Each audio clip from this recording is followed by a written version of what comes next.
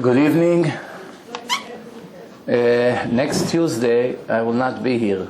I have a lecture in Manhattan, so Bezrat Hashem, the following one after. I will speak about several topics today, and most of them, almost everything from the Talmud, some recommendation and general knowledge about life. The Gemara in Masechet Eruvin, the Gemara says there are three things that someone who has it in his life, later it will save him from hell. We know that when people died, they have either they're going to heaven or they're going to hell, or they are being reincarnated again as people, as animals, as raw material, as plants and trees, as autistic kids. There's all kinds of things that happens to the soul after the death of the body. That's of course after the trial. Hashem decides what to do with a person. And after many months of dilemma, and with the pressure of many people who are emailing and calling and asking, I decided to give a lecture. It will be in Brooklyn on June 18. We will call this lecture Gehenom, Hell. Many people wants to know what's happening there. I was actually trying to avoid it because knowing some people are not capable of receiving the truth. And instead of bringing them closer, it may, get them very scared. But since I see there's a lot of demand for it, so we're going to do it. We're going to do it on in Ocean Parkway in Brooklyn. And I don't know still if we're going to put it on a website or not, but if we put it on a website, we'll put a warning that only somebody who can handle the truth, he wants to know really what's going to happen with him, if he's not going to change, he should go in. Someone who wants to continue to live in illusion and a lie, for sure it's not for him to hear. It's only going to get him more angry and upset. Some people, when they go to the doctor and the doctor tell them they're sick, they get angry at the doctor or at nature. That this is nature. You do certain things, you eat certain things, you can become sick. You eat poison, you can die. And many other problems. Instead of blaming themselves for choosing the wrong choice, people happen to find an excuse and find someone to blame. And of course, that's very foolish. Logically, people know that that's really not the address. To blame nature or to blame the poison, it's not really smart. You have to blame yourself for choosing the poison. Anyway, same thing when it comes to Shabbat. If there's fire and people jump into the fire and they burn to death, or they got injured, they cannot blame the person who made the fire, because the signs, be careful, fire. You still choose to jump in and they get hurt. They cannot sue and come with any complaints to the person who made the fire. It's obvious. If the Torah say that someone who doesn't keep Shabbat is going to be severely punished, and it repeats 12 times and people choose to do it anyway, and something happened to them later, why can they complain? They brought it to themselves. It's very simple. Some people, they get it right away, within a year, 3 years, 5 years. Some people, it takes 7 years until they get their punishment. The more they wait, the more the punishments are accumulate. It's not that the punishments were forgot. They've just been put on hold. When Hashem decides when He wants to start. It's complicated to understand how it works, but it's a fact. One of the things the Torah said, there are some things in our life that will be able to save us from all these horrible punishments that the Torah says for the wicked people. The Gemara brings in Masechet Eruvin, 3 people do not enter hell.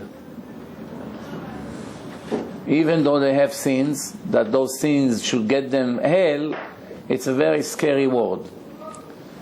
It's really scary what's happening there if you read, obviously. But we have to also know that at the same time it's like dry clean. It's cleaning the soul from all the spiritual stains. So after being there, a person's souls become very clean. Now he can move on to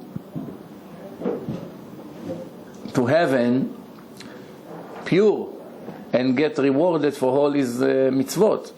Before he went through hell, he couldn't enter heaven because it's full of stains, dirt, spiritual dirt. Hell is forcing a person to become pure. A person can become pure before he dies, on his free will, free choice.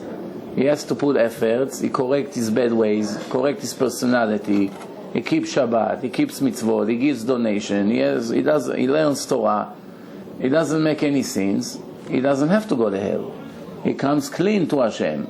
If he has some minor stains, Hashem makes sure that he will be clean from those stains in this life. How? Let's see some examples.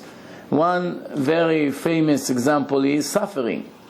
The more a person suffers here in this life, the less he's going to suffer after, because the suffering has a magic power to clean the soul of a person from the sins. It's called Yisurim, Mechaprim Avonot. The more a person suffer with his parnasa, cannot find a job, has problems, cannot have children, sick, back problems, all kinds of problems. Obviously, those problems, when we complain about them, they're not so helpful. But if we accept it with love and knowledge that it's for our own benefits, then they help us very much.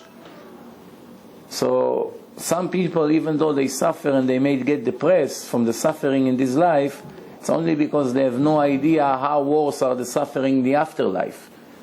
Here, it's peanuts compared to what it's there. So when someone gets suffering here and complains, just imagine what's going to be his feelings when he sees how strict is the judgment. People don't like to hear it. What can we do? The truth must be said. If people don't want to hear it, they have a very serious problem. They want to go hear nice, pleasant things that will keep them continuing living in illusion, ignore 60-70% of the Torah and the Talmud and the Zohar, ignore it, pretend it doesn't exist, take only supposedly the positive, the things that they like to hear, and hallucinating that everything is fine will not cure the problem. Everybody understand what I'm saying. Even though in psychology we have something that called cognitive dissonance. What the brain can learn in a minute or an hour sometimes take the heart years to digest. And that's what most of us has sometimes. We hear the truth, we understand logically what happened, but we refuse to digest it. It may take us years until we fully admit that that's the situation. It's in business the same. Person can lose business, can lose actually money in the end of the year. He works very hard. The accountant show him that in the end of the year not only he didn't make money, he actually invested more money in a business and lost. He's going to go another year, and another year, and another year. And one day he's going to find himself with millions of dollars debt to the banks. Why? Because it took him a few years to digest that he must close the business. He was worried, I'll be unemployed. What about my pride, my friends? They're going to see I failed in a business. My family, whatever. What am I going to do? What job will I find? All these things are minor compared to the real tragedy that he's been losing money every day. Going to work every day and lose money. Not only not making money, a simple worker that works for someone, even a slave, makes more money than him. And he's supposedly an owner of a business, is a big shot. People like to lie to themselves. So Chazal says in the Gemara, this is what they say. Shlosha en roim pnei gehenom. 3 will get saved from hell. What? People that are very poor, all their life, they're poor. They can't afford anything, they can't pay the bills, people run after them, they get embarrassment, they need people to give them clothing, food, Tomchei Shabbos, the landlord is knocking on the door, they hide under the bed. In this generation it's become an epidemic now. Many rich people becoming poor now, or became poor. Some people still have fancy cars in these days and can't afford to pay the gas. See it more often now. People who suffer constantly from their stomach, problems all the time, whatever they eat, they suffer pain, constipation, problems with the stomach, all kinds of ulcers and many other examples, but not once in a while because they ate spoiled food. People who constantly have it all their life, and some of those sicknesses has no cure really. like Crohn's disease and things like this. People can treat it a little bit, but really no cure for it. And people who suffer from the government, police, court, IRS, the authorities, they're after them, they don't give them freedom, they're afraid to move, they mark them as a threat to the government, anarchists, people like this, that they have no life. They're always underrun. Fugitives, people like this have no life. This is hell in this life. No privacy, always worry what's going to happen. Everyone who knocks on their door, they're dying out of fear. Every police who pass by, they almost get a heart attack. And sometimes they make all kinds of decrees, especially in Israel. It's common that if the Israeli IRS decide that he doesn't like you, they destroy you. Like communists. There's nothing you can do. They come and they decide that you owe them X amount of money. If you don't pay it, you're finished. Many of the Israelis that you see in America, large portion of them are here because they escaped from the Israeli IRS. Because if they stay in Israel, they'll never leave them alone. They go to jail, they go here, they go there, they take everything they own. If one day they own a car, a minute later they take it away from them, can never own a business. The penalty and the interest accumulating like mountains, can never escape from them. One time you got caught and they decide. It's basically, of course, it's all from Hashem. If Hashem didn't want it, wouldn't happen to you. But if you really owe, let's say, $40,000, they can say you owe $1 million based on their calculation. Cannot argue with them. Not only that, they can come into your store to buy pizza from you, and they see you didn't type it in a cash register. Right away they take their ID, they lock your cash register, they take it with all the money, they close your business, they put handcuffs on you and they take you to jail. And from this moment on, they never leave you alone. They don't care that you're going to lose your life, your business, your kids. They don't care about anything. And this is a democracy, a modern country that try to be European. This is the situation. And if you owe money to private lenders, it's even worse. 1,000 shekel can become 1,000,000 shekel in a year or two. The more you pay, the more you owe. You never finish with them. And if you sign a personal guarantee for somebody, co-signer, even though it's not your loan, they get you out of your home. They destroy you over there. That's why when you don't have Torah, society can become a very not pleasant place to live in. It's no justice. Someone who is a much bigger criminal get nothing. Someone who couldn't pay his bills and it started to accumulate interest and then obviously he cannot do it, they destroy him. And there's another opinion in a Gemara, someone who has an evil wife, bad wife. Every second she has a complaint, nothing satisfied her, she's arrogant, she doesn't like people, she doesn't like guests, she doesn't respect her husband, she doesn't cook on time, she doesn't care about the kids, she gives the kids bad education, bad example, she brings television into the house and bad books and magazines, she prevents her husband from keeping mitzvot, not to go to learn Torah, she wants her husband to be her slave, give her attention all the time. There's a lot of ladies like this. Someone who has a wife like that, we have to ask how foolish he was to marry her to begin with. Why didn't he find and checked her around, her references before? But obviously sometimes people follow their heart without any rational thoughts, no logic, and they find themselves in this trap. Now sometimes when they have kids, they sacrifice their life for their kids. Because sometimes when the parents get divorced, the ones who pay the price really is the kids. When they come to get married, right away they mark them as second-class option. You know why? That's what they call it. It comes from a broken house. Nobody really cares the reasons. Oh yeah, right away, secondary. That's the way it is. Even though by the non-religious world today it's very common to get divorced. Almost everybody gets divorced. So by them, it's not a tragedy anymore. When the situation is so bad and everyone is in the same situation, they just got used to it. So it becomes normal. by the religious world, it's still not normal, even though the numbers are growing and more religious people becoming modern and fake, and they live fake life, double identity they have. Sometimes they're religious, sometimes they're not, depending on the occasion and their convenience.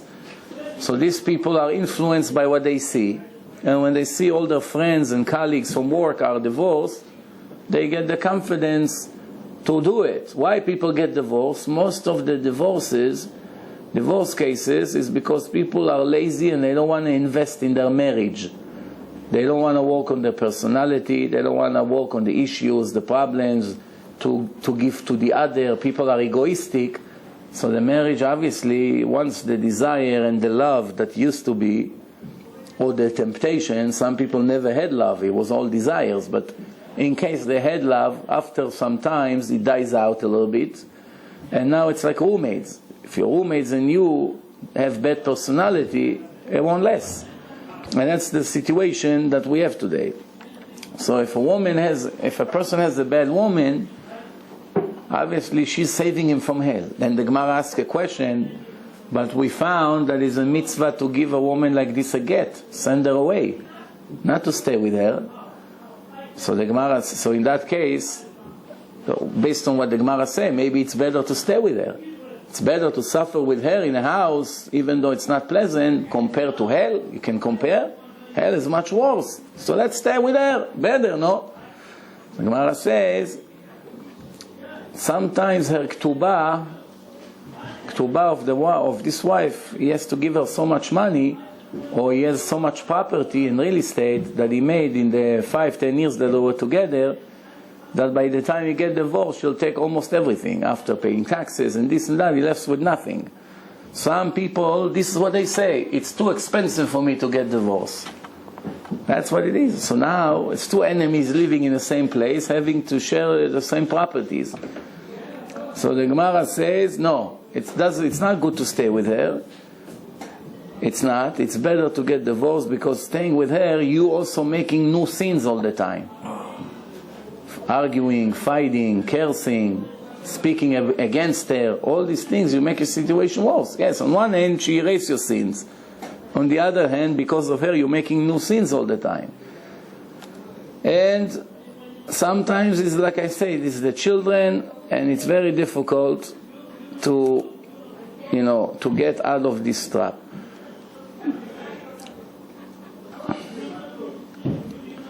Then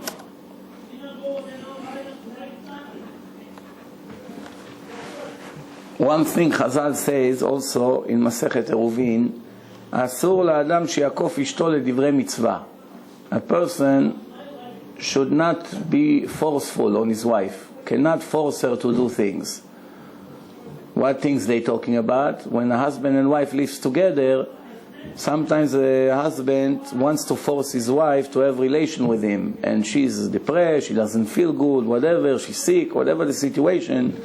If he's forcing her and she become pregnant that night, the kids will be not good souls will come to that pregnancy. So yeah, he may got what he wanted for that night, but later on he's going to pay such a price for it. He didn't pay. What do? People that are ignorant, they don't know the outcome, later on they are paying the price. One more thing Chazal says here, Kol המרחם על הבריות, מרחמים עליו מן השמיים. Everything that you do in life, it's all measure for measure. This is what Hashem will return to you. So if you have mercy on people, you're merciful. People are suffering, you are suffering with them. People needs help, you're willing to volunteer. When even people who deserve to get punished, when they get their punishment, doesn't mean we have to be happy. So if you have mercy on people, on poor people, on sick people, people who needs attention and help, you have patience for them, you take care of them, then whenever you need help, Hashem is doing the same thing you do to them, to you. If you're cruel to them, God is cruel to you. If you're merciful to them, you're actually helping yourself, not to them. So this is the rule. Whatever you do to harm people, you are literally harming yourself. You may not see it now, but one day you realize it.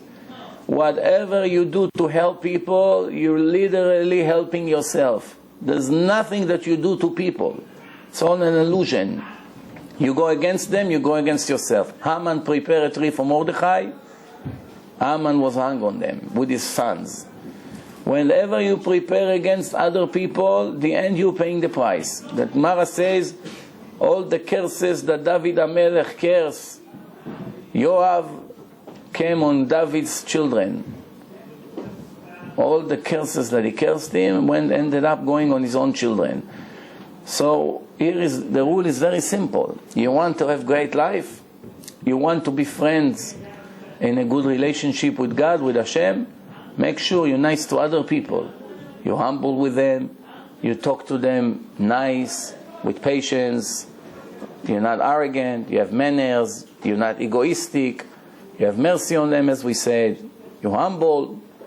You're generous. And obviously, all the things that you're actually giving society, Hashem actually is guaranteeing to give you the same. Very good. So some adjustment can make our situation so much better. For instance, hospitality, having guests, right? It's not so convenient sometimes. Sometimes you want a peace of mind, quiet, nobody asks you questions, you have your peace, you're sitting with your book, you enjoy. Guests are coming, every 5 seconds is a new question, they need something, you have to go down, you have to go up, they cold, they're hot. Sometimes they ask stupid questions, sometimes near the kids they're saying bad things. It would be safer not to deal with them, obviously. But at the same time, how can you ignore what the Torah says? That it brings you wealth. You get a part to the world to come, a better share to the world to come, and many other privileges you're getting for this mitzvah alone. מכניס אורחים. גדולה הכנסת אורחים יותר מקבלת פני השכינה. Having hosting guests in your home is greater than actually hosting Hashem in your home. That's how great it is. We learn from Avraham Avinu that was busy with a guest. Hashem came to speak to him and he told Hashem, please wait, I'm busy with a guest. And Hashem agreed with him. You're right, I have to wait. The guests are more important. It's interesting. So obviously, we have to be aware of all these things. Someone who does have mercy on the public, on people, then it's one of the signs that indicate that he's really from the descendants of Avraham Avinu. That's one of the signs. Having shame, embarrassment. When you do something wrong, you're embarrassed, you're ashamed of yourself, that's a very good midah, good trait. Also mercy, generosity, and certain things that are indicating that you are from the descendants of Avraham Avinu. Someone who trying to take advantage on people, to eat by them, that he won't have to spend money, to go to them to Shabbat, to holidays, that he won't have to bother cooking. His life is complete darkness. His life is not life. Chazal say 3 people, their life is not considered real life. 3 kinds of people. Someone who is counting if his friends will invite him to eat, and without it he doesn't have where to eat. Someone that his wife controlling him, she's the boss in the house, she decides everything and he's afraid to make a beep near her, and I know some people like that. And someone who has constant suffering, blind, pain in all over his body, he cannot learn, he cannot walk, he cannot function, he's paralyzed, all kinds of physical suffering in the body that prevent him from doing the mitzvot, then chas v'chalila, his life is no life.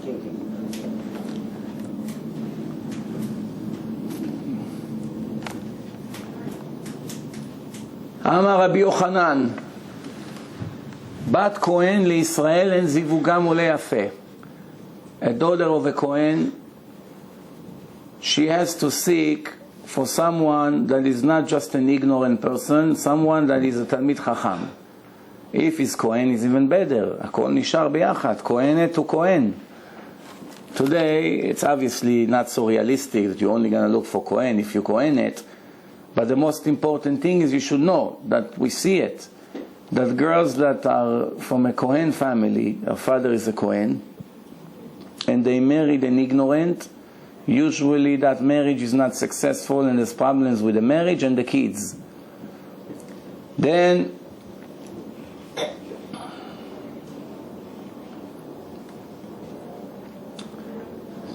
Talmid Chacham, someone who's a Talmid Chacham, what we call a rabbi today, knows Torah, and he sits in public places and eat in front of people who walk by. One time he's in a park, one time he's in a restaurant, and then he's here, and then he's there, he's sitting in a car, he's eating, and people see him, or he walk in the street and eat. We don't see it today, Baruch Hashem, but in case we do see somebody like this, his house eventually will be destroyed for doing Chilul Hashem. Why? It shows disrespect his level. Now, if you don't care about your own level, you have to care about the level of your Torah. And we're not talking about your own personal honor, respect. You represent Hashem. Disrespecting yourself, you're actually disrespecting the Torah. I have a story to tell you. One time, we spoke once before about Rav Ben Zion Abba Shaul, that is a very big Chacham, passed away about 10 years ago. One time he wanted to go to a wedding of his student, one of his students, and he couldn't find a ride. So he asked the students in yeshiva, anybody goes to the wedding? And one guy was going with a scooter. He had a scooter with a special seat attached on the side. Vespa, tooth, but also has an extra chair on the side, so two people can go. So he has to sit in a boat. So he told him, Rabbi, I don't have a car, but I had a Vespa. It's an extra seat available, but it's an open scooter. He doesn't know what it is. So he told him, he's driving, can get to the wedding? He said, yeah. Okay, so what's the question? Let's go. He gives him a helmet or whatever the case was. He sits inside the boat of the scooter, and they begin to go in Yerushalayim to ride. After a few blocks, you see, he was so humbled. He was never busy thinking, what about my honor or my level or what the people may think about me. So he wasn't in that, it never bothered him, never disturbed him, because he didn't have any pride. He was a very, very humble person, very humble. The most you can imagine. But then after a few minutes, he started to realize that hundreds of people on the street are standing and stopping and pointing at him and looking at him. And that's not a regular day, People are all over him, looking, standing at him, are shocked. People are shocked. So all of a sudden he got up, he said, stop the scooter. He got out and started to cry on the street. I said, Rabbi, why are you crying? He said, I didn't realize, I just made a big Chilul Hashem. He said, why Rabbi, why Chilul Hashem? He said, for me, I don't care to sit in the scooter. But I'm Av Bedin, I'm sitting in a Jewish court, people are coming to me, I judge them, give money, give get, don't give get, partners, all kinds of problems that we have in a court. And now people looking at me, it looks like a clown. This is the minister of the Torah sitting in a boat like this. In their mind, not that we care, it should not make any difference. Is a Mercedes car or it's a scooter? It really shouldn't make a difference. The idea is to get to the wedding, to do the mitzvah. But when he saw that the people are looking at him down, he realized it's Chilul Hashem, he started to cry. So someone who's a Talmid Chacham, there's certain things he cannot do. This is the recommendation when it comes to marriage. לעולם ימכור אדם כל מה שיש לו. A person has to be willing to sell everything he has for what? To marry a daughter of a Talmid Chacham. A girl that comes from a very good house, that her father is a Talmid Chacham, learns Torah all his life. Why? If he dies, or he gets captured in a war, or goes to prison for whatever reason one day, then he knows that the father-in-law will raise his children, and there will still can be rabbis and Talmidei Chachamim.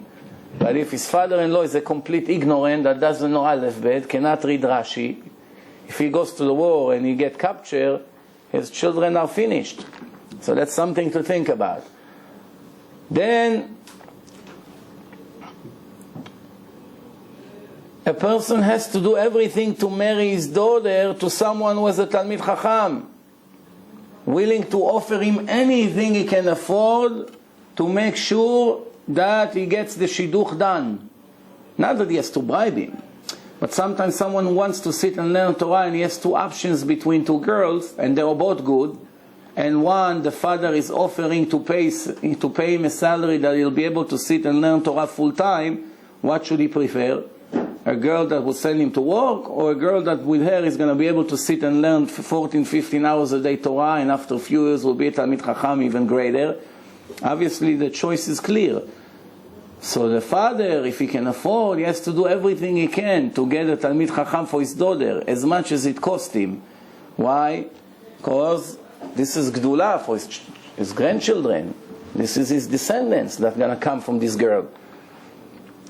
If he couldn't find a daughter of a Talmid Chacham, someone that is in charge of yeshiva, like, someone who collects money for yeshiva, is busy with Torah all the time, it's also good.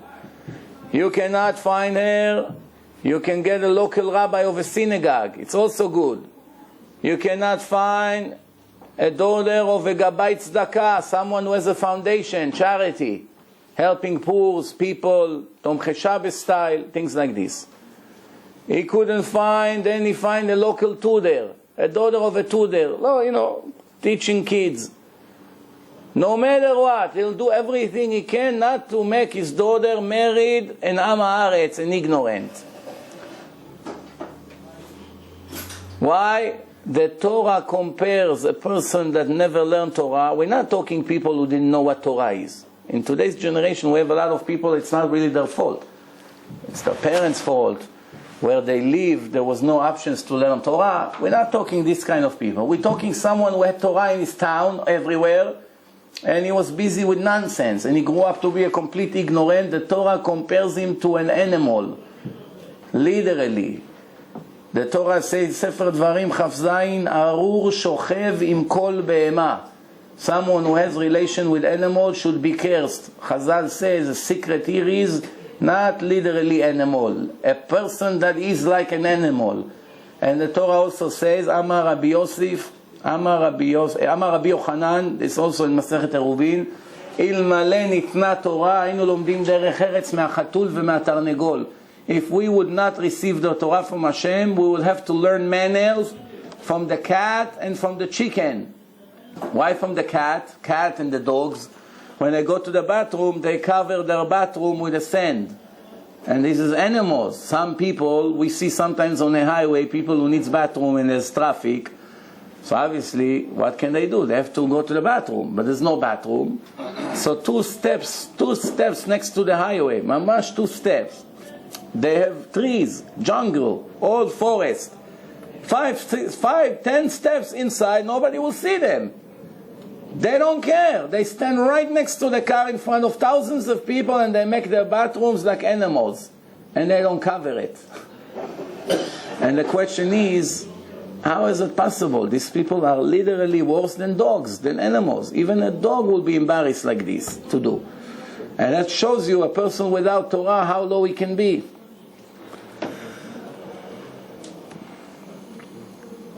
Amar Rabbi Elazar, pay attention to what it is. A person, but before Rabbi Elazar, the Torah Chazal says if a person they make his daughter marry an Am Haaretz, an ignorant, it's like tying her to a tree and putting her in front of a hungry lion. Think about it. You take your daughter, you tie her to the tree, and you bring the hungry lion and put him right next to her. This is the analogy, the comparison of letting your daughter marry someone who is ignorant and he doesn't know Torah and halachot. Now you may say, but he's a doctor, he's a lawyer, he's a businessman, he's the prime minister of Israel, whatever it is, he's still an ignorant. He doesn't know any Torah. Every second of his life can be a mistake and a sin. What did you do to your daughter? You sold her soul for some money? Hard to believe, but we see cases like this all the time. Amar Rabbi Elazar, Am Haaretz asur להתלוות עמו בדרך. When you go on a trip, Make sure you don't go with someone who is ignorant. Make sure you find someone who knows Torah, that you have what to talk to him about. The ignorant, what is he going to talk to you about? Soccer, basketball, hockey, government issues, stock market, the size of the tires of the Ferrari. That's what he's going to talk to you about. Or does he knows to talk about Torah? Did you see the game? He's going to say, Rabbi, did you see the game? They just opened a new restaurant. The best meat in town. The best meat in town. Things like this. What is he going to say? He's going to tell you something from the Gemara as a chidush. I had thousands of people in my house that comes to visit. Not once one of them knows how to say Dvar Torah in a table. Almost never. Maybe for every 100, one knows to say 2 minutes Divrei Torah. You ask them, you tell them, why don't you have anything to say? He had all week to learn the parasha. He comes, he eat, he enjoy, to sing. Some of them knows. They bring alcohol, they drink. Finally you say 2 minutes Divrei Torah, nobody knows. Yamshich kvodo, they say. No, you say. All of a sudden they're humbled. They're all modest. Jokes, they are champion. The champion of the jokes. Chidushei Torah, hardly ever. That's why sometimes you enjoy, you get a good Rav, come from Eretz Israel, you host him in your home, the entire Shabbat you enjoy, you learn with him, you hear from him Chidushim. It's like a private tutor. You give him some food and he feeds your soul. You enjoy. You want to go on a road? In the old days, remember, people used to walk on donkeys. Used to take days or weeks. Make sure you get somebody that you can talk to on the road. Not Am Haaretz. Why? Someone that is ignorant, he doesn't care about his life. You think he's going to care about your life? If you're going to have a problem, you think he's going to care about your life? He doesn't care about his own life. He doesn't keep Shabbat 100%. He doesn't do certain things that the Torah say. Why should he care about you? Amar Rabbi Akiva. Rabbi Akiva say, when I used to be Am Haaretz, when I used to be ignorant, until age 40 was a complete ignorant. And when I was an ignorant, I said, Mi iten li talmid chacham, v'anshachenu kechamor. Give me a talmid chacham, someone who knows Torah, I'm going to bite him like a donkey bite. He couldn't. Am Haaretz, an ignorant, cannot stand Torah. It's obvious. We see it all the time. It bothers them very much when people are righteous and they learn Torah.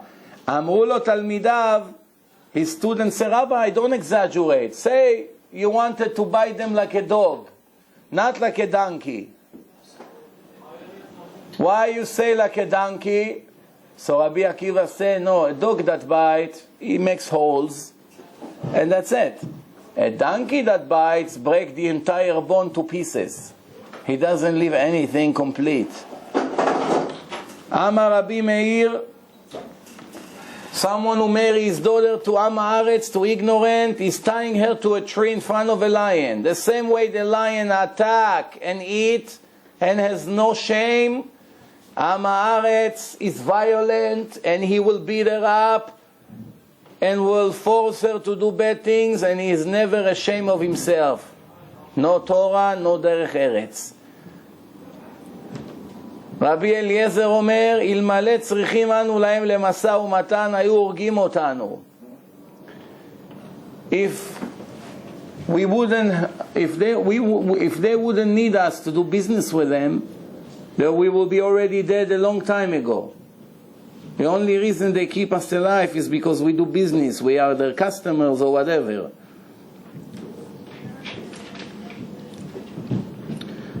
This is all the words of the greatest rabbi ever lived. It's not somebody who today decided to make a speech. This is what they say. Get ready for this. He says, כל העוסק בתורה בפני עם הארץ, someone who learns Torah in front of ignorance, that anyway we should know that they hate the Torah, is like having relation with his wife. That's how much he's going to hate you. It's like he caught you cheating with his wife. Why? They cannot stand to see that people are learning Torah all the time. Not only that, גדולה שנאה ששונאים עמי הארץ את החכמים יותר משנאה ששונאים עקום את ישראל. Their hate to the Torah and to the religious people, we see it in Israel every day, all over the news. The comments that people make against Rabbi Ovadia Yosef, then you understand how they knew. It's amazing how they knew.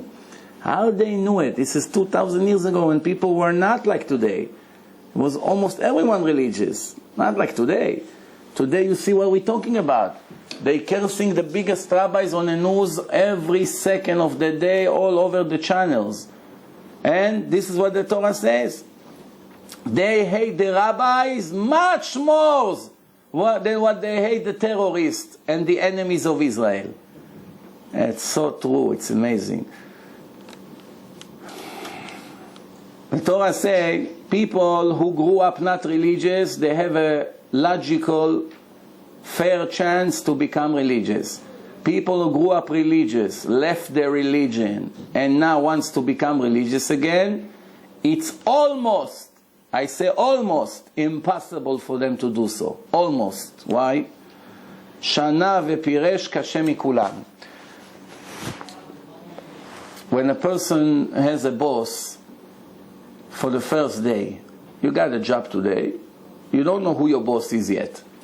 You did something bad at work, they cannot hold you so much liable because you didn't know who your boss is.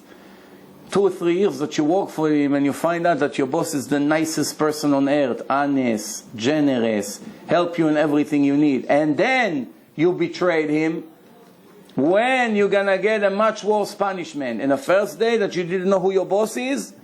Or when you knew that your boss is the nicest person in the entire world and you went against him? When you deserve a larger punishment? When? The answer is when you knew what you are doing. When you didn't know, it's not so bad. When you knew, it's much worse. Someone who knew what Torah is, you grew up in Torah and you left it for the nonsense of this life, and now you want to return to it, it's not going to be that easy, my friend. You had it in your hand, you disrespected, now you're going to have to work very hard to get it back. Someone who never had Torah, Hashem understands. It's not his fault. He grew up in the darkness. The opposite, Hashem appreciates very much that he's trying to get closer. That's why non-religious people, when they decide to become religious, in weeks, sometimes in months, they get to a very high level. Why? Because Hashem helps a lot. But people who used to be religious until a certain age, left it, and now they want to come back, it's very difficult. And I see it all the time. It's very difficult to talk to them. They have a mental block. And it's very true. Tanu Rabbanan. 6 things were said about ignorance. You do not tell him testimony. You don't accept testimony from him because he's not reliable. Make sure you never tell him a secret because it's guaranteed that a minute later he's going to tell the whole world, even if he swore that he's not going to say it. You never make him in charge of orphans as an apotropos. People that don't have parents, the court used to nominate somebody to be in charge of these orphans, to give them weekly food, salary from their father's business. If the father dies and he has a building, the court, the Beis Din, nominates somebody. He gets some money for his efforts, but he goes, he collects the rent, he comes to the little kids, he gives them food, he puts a babysitter. He's in charge of this family. It's a mitzvah. Plus he gets paid a little bit to do it. Or if people owe money to them, so he's collecting for them. He does what they do until they become 18. You never make someone that is ignorant in charge of these orphans. Why? Because he's going to take their money and buy himself clothing in Macy's. And all kinds of other things that he's going to do with their money. Eat by them, use their stuff. It's not reliable. You don't have Torah, it's very difficult to be honest and to follow the rules. Even if you're naturally an honest person, you don't know all the laws. The law sometimes can be very tricky. You never put him in charge of a charity fund.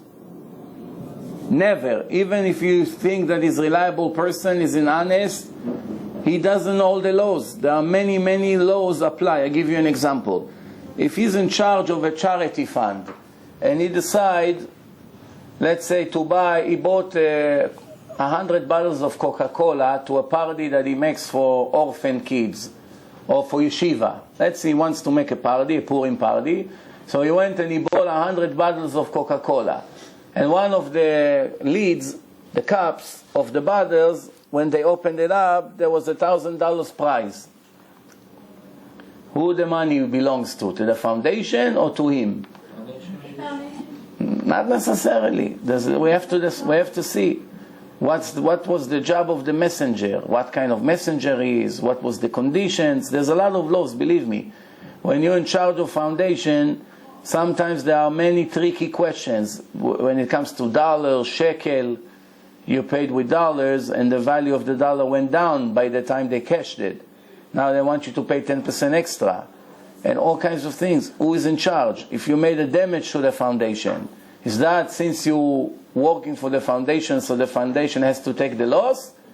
Or it's your responsibility to pay from your own pocket? Many other examples like this. Who decides what's going to be your salary? You cannot decide your own salary, you're not objective. And many other examples. What happens if one day you become sick? You work 10 years for the foundation, chas v'shalom, you become paralyzed. Foundation has to continue to pay you? So many questions. You cannot put an ignorant to be in charge of a charity fund. And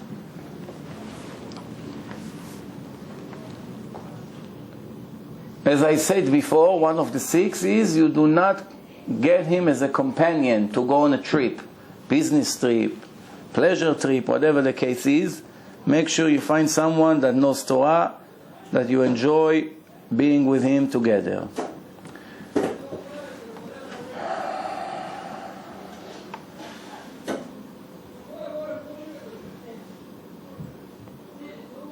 We have a rule in his life. When you see a person that doesn't like to learn Torah, he's used to play sports. Since he's a kid, he was only reading nonsense books, comics, all kinds of things like this. Finally, he agreed to open a book. It's usually nonsense, books that do not contribute anything to his spiritual life. Some of these books destroy his soul. They teach him how to be a crook, to be violent, to do bad things. Some of this book has bad influence on people. Some of the things they teach in the books today, some of these books are worse than an atomic bomb to enter into your home. It's only cartoon, rabbis. What's the big deal? It's comics. You don't know what it is? Read it carefully. You see how much kfirah in Hashem these comics have. So this is just an example. So how do you make people who doesn't want to learn Torah begin to learn Torah? You offer them gifts. You're bribing them. You come, we'll get you a pie of pizza. I'll take you to the restaurant after. If you come, we'll give you money. You come, I'll fix your car for free in my garage. All kinds of things that you can offer. Why? Why? Because there's a rule. After the actions follows the hearts. The hearts of a person get used to every scenario, every situation. It just takes time. Also, we have another rule. מתוך שלא לשמה בא לשמה. If you force yourself to do something you don't like, you're not doing it for the mitzvah. You don't like this mitzvah. You're forcing yourself to do it. Obviously, while you're doing it, מתוך שלא לשמה בא לשמה. Eventually, one day, you'll do it for the sake of the mitzvah. Why? This is the way Hashem is with you. If Hashem see that you force yourself to do something you don't like, just because it's the truth, eventually it makes you like it and do it in a right way.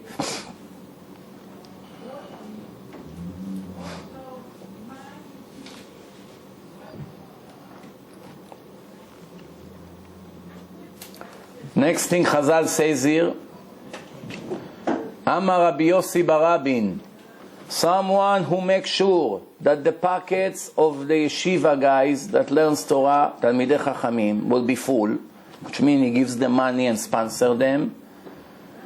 Yoshev beyeshiva shel mala. He, after he dies, will have the merit to sit in the yeshiva of HaKadosh Baruch Hu b'chvodo ve'atzmo. So in heaven, there's levels of places. Over here, it's hard for some people to learn Torah. Hard for them. They can focus, they can remember. It's hard for them to sit. They have parnasa problems, pressure. Sometimes, it's too difficult for them to learn, so they don't have interest. All kinds of reasons. But once the soul gets out of the body, there's no more Yetzer Hara. No more evil inclination. When there is no resistance, the soul is crazy about Torah. It's unbelievable pleasure. Such pleasure, the soul cannot stop a second enjoying the Torah, the brilliance of the Torah. Over here, the body always give hard time to the soul.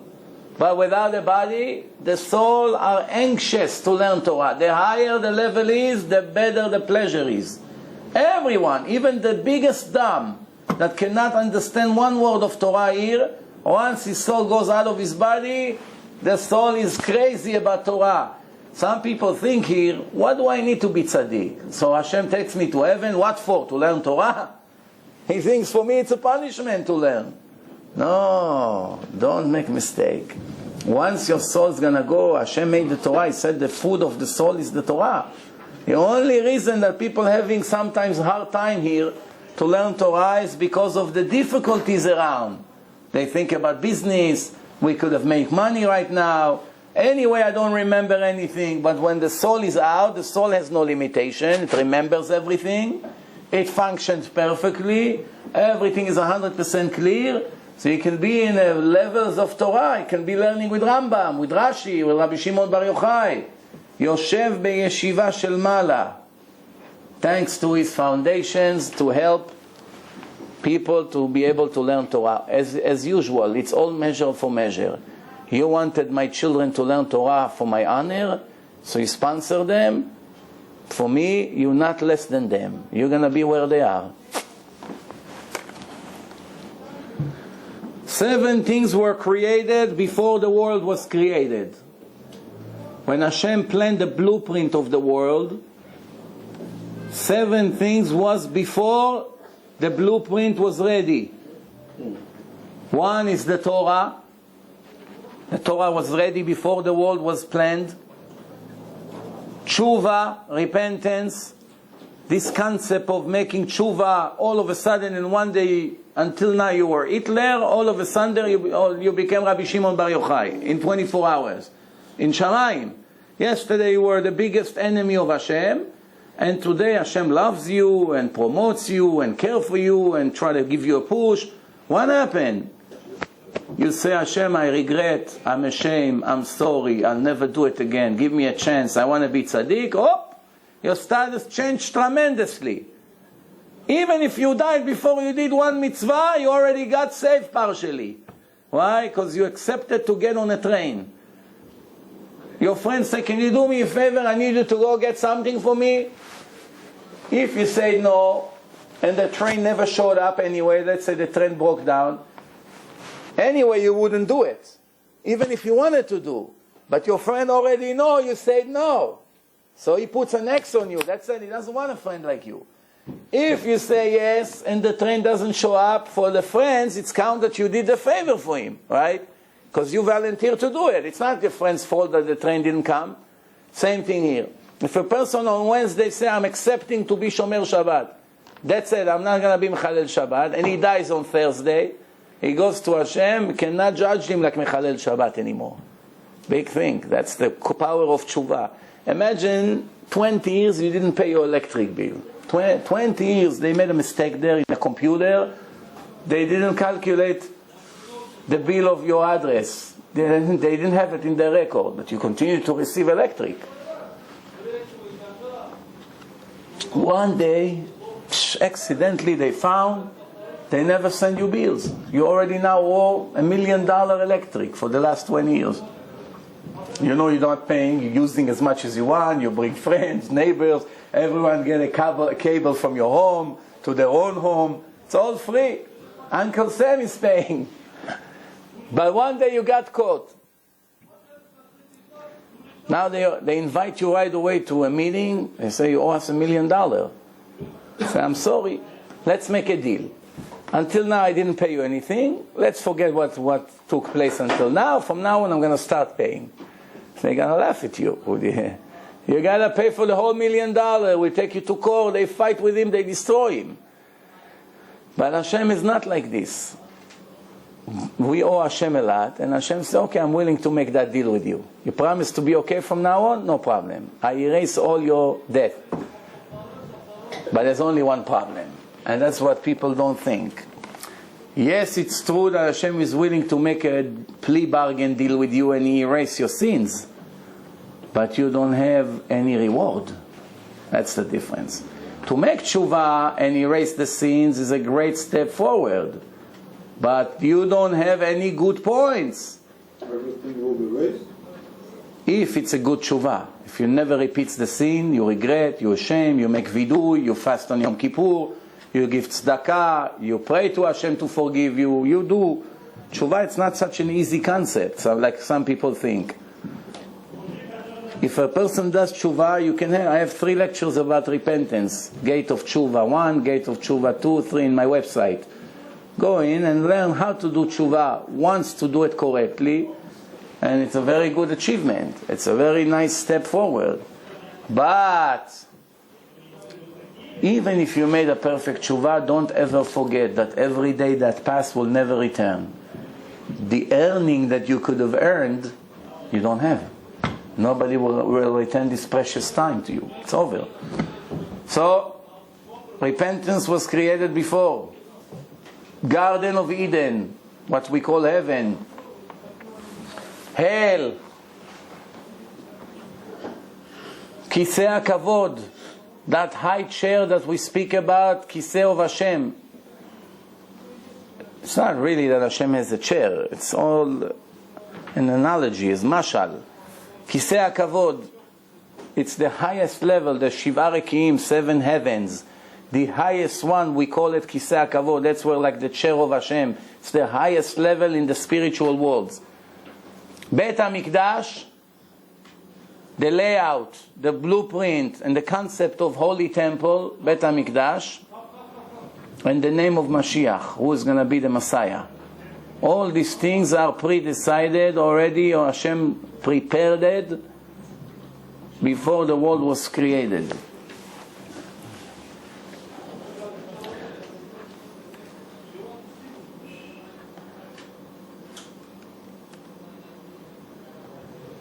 Ten things were created on Friday night. Once the sunset of Friday takes place, it takes few minutes for the stars to arrive and Shabbat officially starts. How long does it take? Depends where you are. In Israel it's faster than here. It's become dark very fast.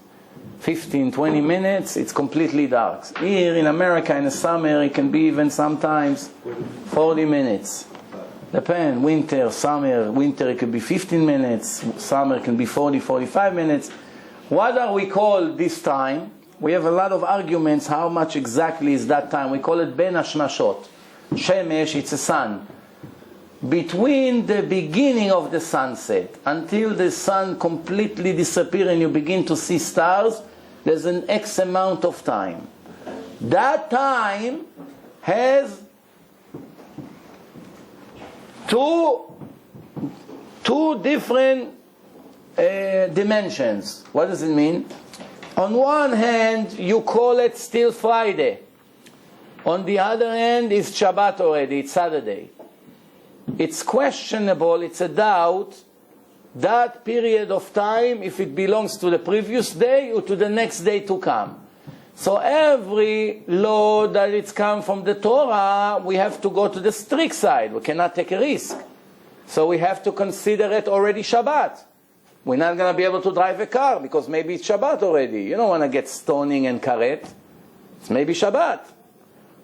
Or we want to cook. We're not going to be able to cook. But certain things we can consider it still Friday. For instance, if you didn't pray Mincha on Friday, you run late, you came to the shul, they already finished Mincha, it's already 10 minutes after sunset, it's still a doubt if now it's Friday or Shabbat. You can still pray Mincha. You have X amount of time after the sunset. So there are certain things that you can still do, certain things you're not allowed to do. If you didn't pay salary to your employee, you forgot to give him his salary, every Friday you pay him, you come home, your employee live 5 blocks away from you, let's say, and now you're already dressed for Shabbat, after shower, mikveh, everything, you're ready to go to shul, and while you're walking out of your home, you say, oh, I didn't give him money. But now, in 1 minute from now, it's the sunset. Now you're not allowed to carry money on Shabbat.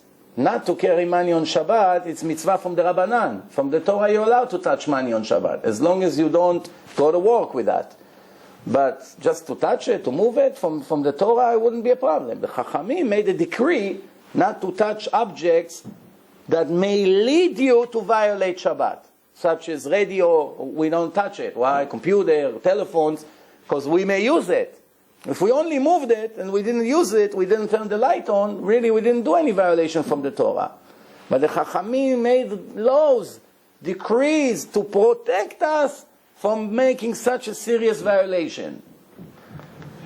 So you must run with the money to your employee. It's 10 minutes after sunset. People already finished Daven Mincha, they already do Kabbalat Shabbat in a shul. Doesn't matter. If the sunset completely will take place, every second it's a sin. Beyomot iten scharo, the Torah says. You must pay him on the right time. It becomes a new day. Every second you have a serious violation that you didn't pay your worker. So what's the 18 minutes for? 18 minutes is nothing. 18 minutes, we take 18 minutes reverse.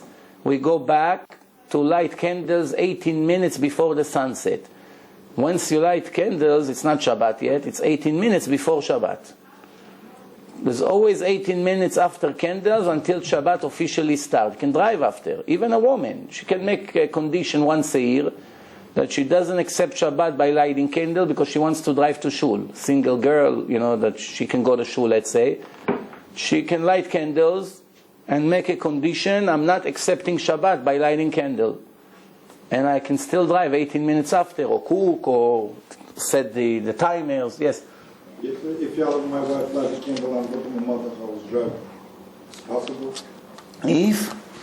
Drive my candle in the house and drive with my wife to my mother's house. If you light candles in a house. My house. Yes, and then what? Drive with my wife to my mother's house. Yes, you have 18 minutes to drive to them. But you have to make a condition that you're not accepting Shabbat by lighting candle. Because some people, they made a condition to themselves that by lighting candles, that's Shabbat for them already. You have to say, I'm not accepting Shabbat yet. Because we can accept Shabbat before the official time. It's called Tosefet Shabbat. The longer you make Shabbat, the better it is. Some righteous people, when Shabbos ends, let's say Shabbat ends at 8 o'clock, they don't end Shabbat at 8. They can keep it until 10. Why? Because people who goes to hell after they die, if they kept Shabbat, on Shabbat they are not getting burned. Auschwitz doesn't exist for them on Shabbat.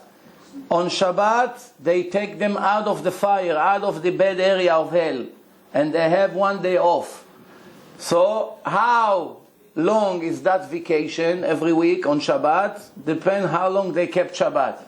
If there were the people with a cigarette 5 minutes already before Shabbat is finished, they're already standing waiting, right away they light the cigarette, they don't wait a minute extra, their day off will be short. But if they stretch Shabbat, they continue to sit in a table, divrei Torah, long like some of the shuls they do, and they do only Havdalah an hour or two later, it shows that they love Shabbat, they're not in a rush to get rid of it, so their vacation will be an extra hour or two. Believe me, it's going to be very substantial, yeah. But we have different times between Israel time and America time. We everything doing but Israel time. Whatever Shabbat's finished in Israel, that's when it starts. What's the question? I don't understand. In Israel it's different time, and here is different time, but the Shabbat is the same Shabbat. It's 24, 25 hours. It's the same thing. What? You don't understand my point. Ma. Whatever the Shabbat is finished in Israel. Yes? It's still Shabbat here. It was still Shabbat here. Right. So the time is going to start when Shabbat is finished in Israel. They start over in hell Yes. and in heaven, the times is exactly like in Israel. Everything. So when they say midnight, that HaKadosh Baruch Hu comes to the righteous people in midnight to give them words of Torah, it's midnight of Eretz Israel. Once we're gonna die, people who live in the exile, we go by the time schedule of Israel, not the time schedule of here. But when we live here, we go by the schedule here. You understand? Mincha, it's here when it's light here, not when it's light in Israel. If we're going to go by the time of Israel, you know when we're going to have to daven Mincha? At 9, 10, 11, 12 at night. When it's completely night. You know when we're going to have to do circumcision? When it's dark. Because if we go by their time, it's not going that way. It's going like the time here. Okay, now, Amar Rav Yehuda Amar Rav, Kol HaMityaher, someone who is a proud person. If he's Chacham, if he knows Torah and he has knowledge, slowly with the years he's gonna lose all his Torah. It will make him forget it. No blessing in the learning that he has. He's gonna lose his Torah and forget that over the years. Chokhmato mistaleket mimeno. If he's a prophet, immediately he loses the ability to have prophecy. If he's angry, or if he's depressed, or if he's sad, upset, whatever you want to call it, he cannot see any prophecies. Only when he's happy and calm down. Other than that, he cannot have any prophecy.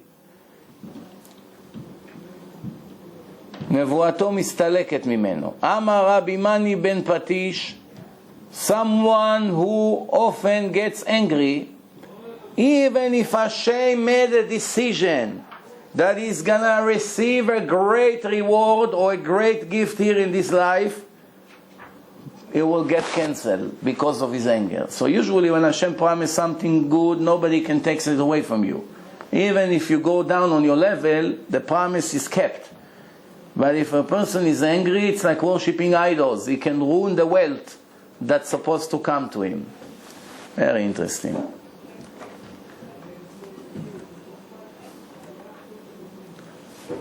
I started to say 10 things were created between the sunset and the arrival of the stars in the first week of the creation, on Friday, on the 6th day. So between the 6th day and Shabbat, there were few minutes in between, and Hashem created the last 10 things in a creation. What are those things that were created? The well that Bnei Israel used in the desert until the day that Miriam died, there was a special well that was moving by a miracle with them, and they kept taking water from this well. The man, that man with the special ingredient that people were able to eat it and to taste whatever they were thinking about. Think about it. You have something that looks like popcorn. If you're thinking about a steak, you eat it, you feel like you have steak. You think about pizza, you have pizza. You think about seeds, you have seeds. You think about chicken, you have chicken. It's interesting. Even though they had all the flavors that they wanted to feel, they still complained because it wasn't an actual food. It wasn't real meat, like you feel you're grinding it with your teeth. They still had complaints. Or fruit, or whatever they were thinking. It's interesting. Then, the handwriting, the Lashon HaKodesh, Aleph, Bet, the letters. The 10 Commandments, the boards that is going to give Moshe the 10 Commandments with his boards. The grave of Moshe Rabbeinu, the place that is set for Moshe. Hashem already signed the place. That's where I'm going to put Moshe. Nobody knows where it is. The cave that Moshe used and later Eliyahu Hanavi used. That cave, Hashem prepared it for the time that those two righteous people would need it.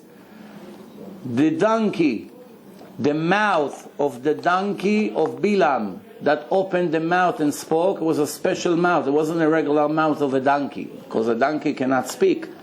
That special mouth Hashem prepared in those few minutes before Shabbat officially started.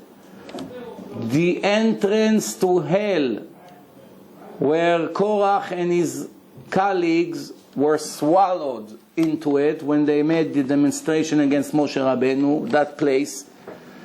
And some says that the stick of Aaron, the stick that Aaron was using, and the demons, some demons, which is like half people, half angels, they were created also. And the alphabet of Adam. Later, when Adam had clothing that were transferred until he got to other generations after, that alphabet was created already in those days. 7 things Hashem decreed that people will not be able ever to know them on their own. 7 things. What are them? The day of the death. Nobody can know when he's going to die. Nobody can tell you when you're going to die. It's something that people do not know. Day of salvation. If a person has agony, pain, problems, crisis in his life, he doesn't know exactly when this is going to be over. Hashem doesn't tell us the future, so we don't know. It's going to take 10 years, 20 years, 30 years. Omek Adin, nobody knows how strict, even though we learn in the books, and we read, and believe me, it's very, very scary. We still have no idea how severe and strict is the punishments for our sins. We have no idea. And a person doesn't ever know what's going to be, how is he going to be able to make a living, from what deals, from what parnasa, from what kind of job. It's not in his hand. One time he's learning to become a lawyer, and in the end he's going to be a businessman. He's going to be a driver. Tomorrow they throw him out. He's cleaning the streets. He doesn't know in a week from now where he's going to be able to get money. We think that if we are doctors today, next year we're going to be doctors. But it's only Hashem knows. Nobody can guarantee. He doesn't read the minds and what's in the heart of other people. We are unable to know it. That's what Hashem told Prophet Samuel. You can see to the eye, but only I can see into the heart. And when Mashiach is going to come, and the kingdom of David HaMelech will return to his place, and when the revenge that Hashem is planning for all the Gentiles that gave us hard time from the creation of the world until today, actually I should say from the time that we started to have problems from all these empires, Egypt, Philistines, Babylon, Greeks, Romans, and all the others, the Arabs, Ishmael, all these exiles and suffering and pogroms and Holocaust that we had, and in our time the Nazis, and soon who knows what. One day Hashem will take revenge for all the problems that they made us, and they're going to suffer a lot for that. When that day will be, we don't know. We have no way to know. Those are the 7 days that Hashem makes sure that no human being will be able to know. It's very interesting when people make seance and they try to communicate with the dead people. They put the glass on a board, and the glass moves from Aleph to Bet to Gimel. It answers your questions by moving to the letters, and you put together the letters, and you know what the dead person, his spirit, is answering. It's very scary, but it's also productive. Jews are not allowed to do it, but the Goyim can do it, and we can learn from their experience. And that's my whole lecture, Life After Life. It's from the Goyim's experience and experiments. But something amazing. Whenever you ask them when Mashiach is going to come, the glass explodes. It's they want to say, but Hashem doesn't want people to know, so the glass explode. It's very interesting. Glass explode. No answer. So we see that this is the 7 things that Hashem made sure that we're not going to know. One of the reasons HaKadosh Baruch Hu spread the Jews among all the nations, Hashem could make sure that the Jews will be only in 1 country, 2 countries, 5 countries. Why? He made sure that every country in the world will have Jews, always. To give the Goyim, the Gentiles, to set an example for them, to show them what Judaism is, that later on they won't be able to claim that it's not fair, that they're not Jews, they're not receiving the reward of the Jews, and there is supposedly discrimination. So Hashem is going to answer to these Gentiles. You had Jews in your town, you had synagogues in your area, you have Judaism in your place, and you never went to investigate, to ask questions. Don't come and say that you didn't have a chance to convert. It was 100% in your hand, and you didn't take the opportunity. 7 things Rabbi Akiva told Rabbi Yoshua his son before he died in his will. 7 recommendations. Don't ever sit on the top of the mountain of the city and learn Torah over there, mystical things. Don't live in a city that the people of the government are Talmidei Chachamim, which means like today in Israel, imagine they put the best rabbis to sit in a Knesset, Moshav Letzim. It's not a good sign for that city, that the rabbis became politicians. If you see something like this, run away from this city. Don't ever break into your home, even though you have the key or you can open the door. It's only you and your wife. Knock on the door before. Don't surprise the people inside the house when you come in. Needless to say, for other people's house, some people sometimes just, they go like this. Oh, and they walk in. Wait 10 seconds. Give the people time. Maybe they're busy with something embarrassing. You break in. Sometimes people don't lock the door. You knock and wait until you hear somebody say yes, come in, then you walk in. Make sure you always walk with shoes. Never go on. In the old days it was very difficult to have shoes. Many people walk barefoot. Today everybody has shoes, Baruch Hashem. Make sure no matter what, shoes going to be your top priorities. Don't walk barefoot. In the summer, wake up very early and eat early before it's very hot. It's better to eat when it's a little bit cooler, the weather, than to eat when it's very, very hot. It's not good for digestion because the body is already losing energy from the heat. It's very hard for the body to digest. All the blood goes into the stomach. Then, in the winter, also, השכם ואכול בקיץ מפני החמה ובחורף מפני הצנעה. And בחורף you also have to get up and protect yourself from the cold weather. Make sure you don't eat when it's too cold outside or when it's too hot. Make sure you don't count on people to feed you. If you don't have enough food for Shabbat, just get the minimum of the minimum, but don't go for people and tell them, give me, lend me.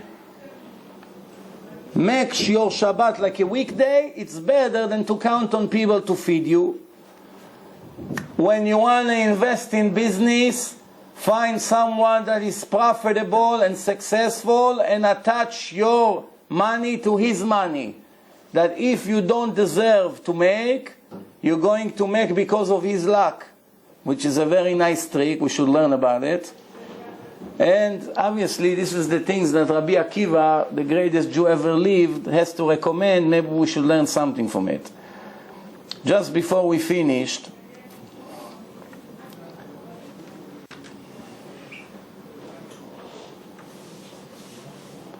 there are 3 people HaKadosh Baruch Hu announced about them every day in heaven. He announced who they are. What's to announce? That they are very special to him. That he loves them very much. Let's see if we are in this list. 3 categories.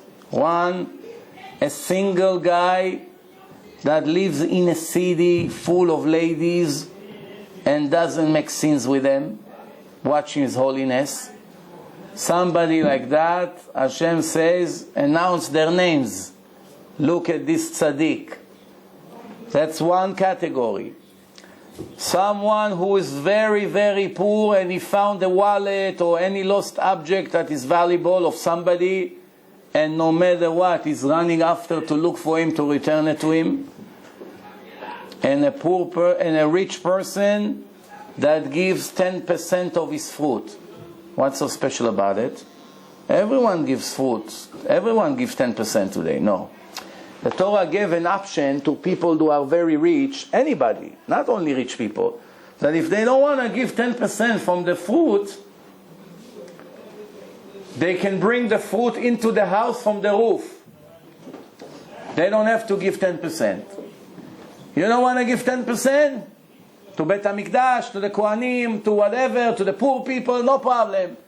Bring all the oranges, whatever you picked up from the trees, from the field. You bring them into the storage, into your home. Don't bring it from the main door. Bring it from the roof, in Shinui, in a different way. You don't have to give 10%. Trick. Why? Hashem knows some people are stingy. It's better I give them a way out, because anyway they're not going to give. Stingy, it's a mental disease. Very difficult to get out of it. So Hashem had mercy on us. So you stingy? Okay, I'll find you a way. But if you can do it and you still bring it from the main door and you want to give 10%, you're really a hero. That's why Hashem announced someone that is makpid to give 10% of his food, maaser. And he's doing it quietly, not to get any honor or any respect from the people. 3, HaKadosh Baruch Hu loves them very much. But he doesn't announce anything about them, but he loves them. Who? Someone who is never getting angry, someone who is never getting drunk, and someone who works carefully to improve constantly his midot, his traits. He has bad traits. He always works with himself. How I'm going to become better? Not going to be jealous. Not going to be angry. I'm going to be generous. I'm going to be a hard-working guy. Not lazy. Waking up on time. Working hard. And being a better husband and whatever. Someone like that, HaKadosh Baruch Hu loves them very much. 3, HaKadosh Baruch Hu hates them. Let's see if we are in this category. I'm afraid that we are. 3 categories that HaKadosh Baruch Hu hates those categories. Someone who has words in his mouth, but the words that he's saying is the opposite of his heart. He has a heart that thinks one thing, and the mouth lies always and says something else. Echad bapeh, echad balev. A hypocrite. That's what we call today. Tzavua, hypocrite person, pretending. Someone who knows a testimony that can save one of his friends in court, but he can care less about it. He doesn't go and testify.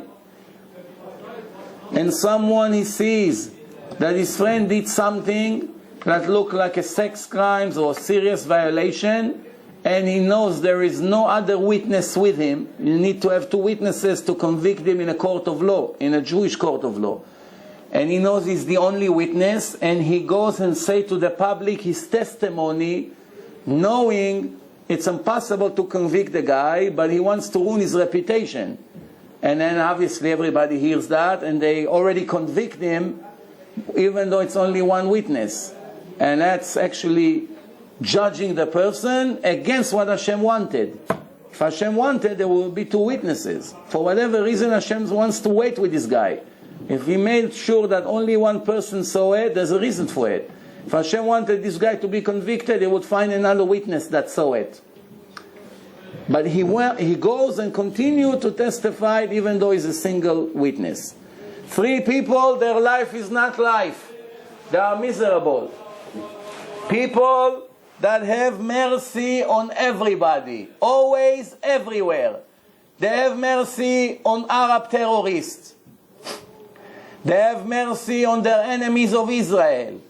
They have mercy on Mechalel Shabbat, someone who makes Hashem very upset, and something happened to him, they have mercy on him. Instead of have mercy on Hashem that suffered from this person so many years, they have mercy on that person. When a thief stole from a person, they have mercy on the thief.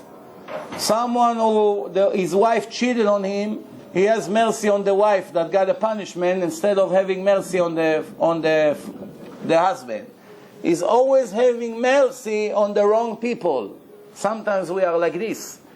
Or a person wants money and he cries that he's hungry, but you know when you're going to give him money, he's going to go to McDonald's to eat pork. Since he has mercy on him, he gives him money, the guy goes and eat pork and make Hashem angry. So you have to know who should you have mercy on. And someone who is angry all the time, he always suffer because every little thing gets him angry and screaming and hot temper. And people who are spoiled, as tennis, they cannot sit in a public bathroom. Somebody by mistake put their tissue on the table, that's it, they're already vomiting, they go outside, they can look at it, they cannot see cigarettes, they always suffer, they are so neat, every little thing drives them crazy. It's called istenis, spoiled person. Imagine somebody put his fork into the salad on the table, he thinks he's dying. Or if he goes to a place and the sheets was used by someone and he finds out that he was sleeping in the same bed somebody else was sleeping there, he dies. He goes crazy. This is called a stenis. Or if he sweats a little bit, he must run, take a shower.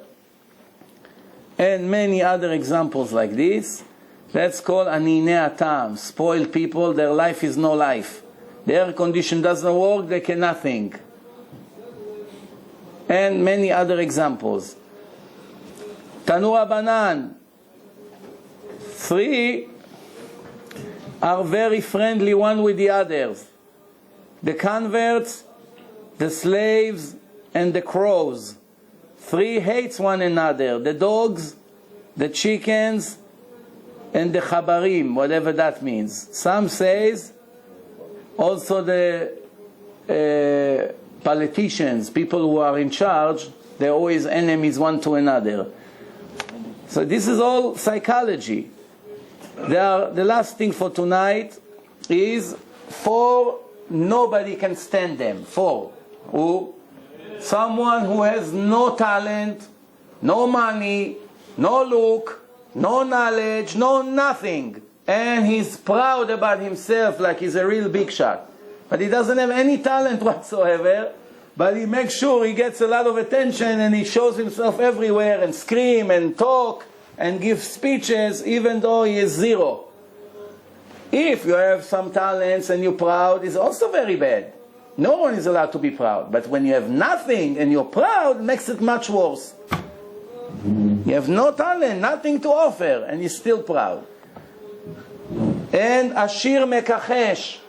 Ashir, that poor people come and cry to him for help. We're hungry, we're dying. Oh, business is bad. I'm not doing so well now. I owe a lot of money. They have millions laying out there, but they're lying because they don't want to help. Zaken Menaef, old person that try to go after young girls and try to start with them. He's 70 and they're in their 20, 18. And he looks around, old person, everyone like this, Hashem doesn't like, even if he's 20. But someone like this, it's already extra chutzpah. Extra chutzpah. And someone,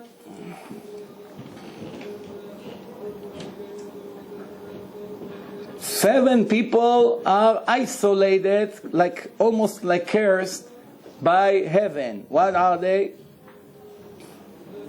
Someone who has a wife, but he doesn't do anything to have children. Not right now, we're young. Rabbi, we have time. We're in the middle of college, career. I still didn't make $5 million. How do you want me to have kids? I didn't finish my doctorate or whatever. Someone who is married 10 years, he doesn't have children and he doesn't care about it. Time is running out. Soon they're not going to have children. That's it. He's going to lose his opportunity.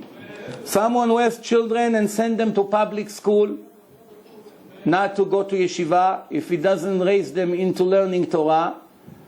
Someone who doesn't put tefillin on his head and his arm every day, or tzitzit on his clothing, mezuzah in his home, and walk barefoot when he can afford shoes. Remember, there was a serious problem 2,000 years ago.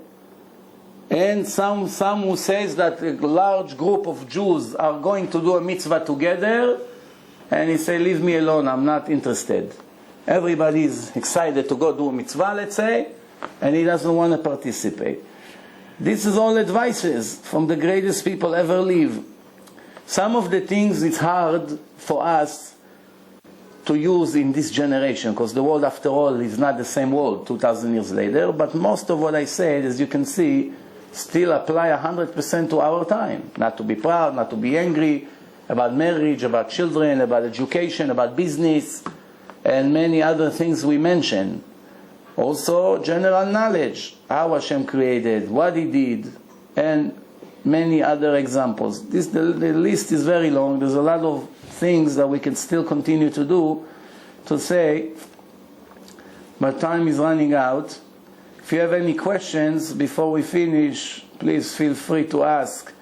If not, like I say, next Tuesday, Bezrat Hashem, I'm not going to be here on next Tuesday, but the following Tuesday, Bezrat Hashem, we should do. Thank you very much for coming, and good night.